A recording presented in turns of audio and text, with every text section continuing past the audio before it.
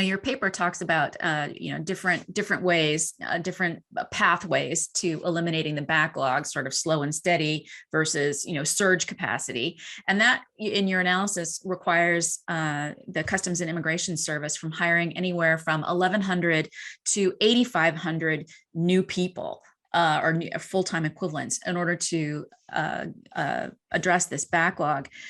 Does the agency have the capacity to absorb that many new people? I mean, this is a great idea. It's a great plan. Can the agency execute? So I would be skeptical if the agency announced, I believe it was my third scenario in the paper, I think, where you just essentially, the way I estimated that was essentially divided the entire backlog using sort of how we figured out for a given FTE, how many applications could they process? And essentially that was the totality of the workload. So essentially if you staffed the agency to eliminate the backlog as quickly as you possibly could, it would still take time and require thousands of new workers. But you couldn't do it within a year, in part because you just can't onboard that many people.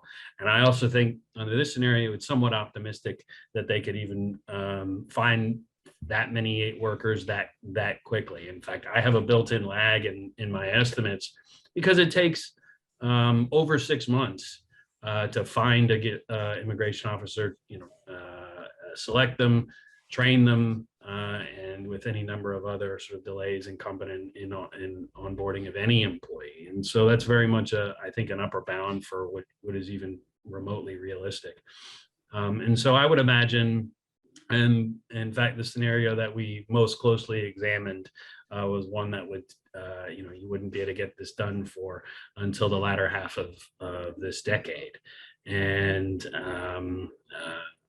I think that's probably a bit more realistic. The agency itself, when they do their periodic review for their staffing needs, their internal model, and they were critiqued by GAO and others, can't grapple with hiring delays and aspects of their workforce. It's just outdated and doesn't have that level of sophistication. So the agency itself can't really quite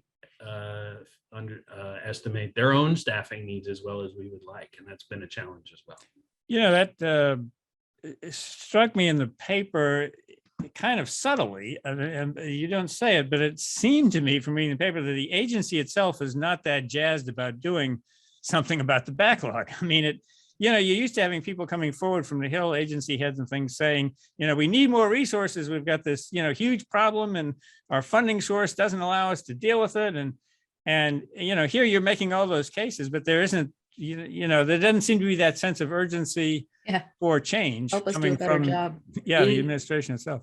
Yeah, and I admittedly was a little surprised just jumping into this project that some of these answers weren't already known and available. The growth in the backlog has been one that's been commented on in the past. It was also somewhat foreseeable given the agency's just the nature of their business and how COVID was affecting them. In fact, the workforce got 2 furlough warnings a couple years ago during COVID. Those were avoided, but this was an agency that was conspicuously in distress and was going to fall behind.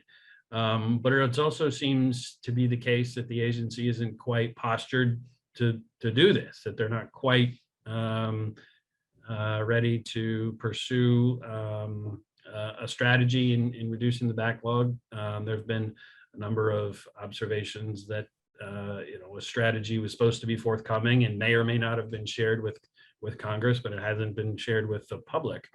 And so, it seems like they're a little bit behind the 8 ball here. And so, I'd like to think that to whatever extent people read the paper, that maybe it would might encourage folks to get with it.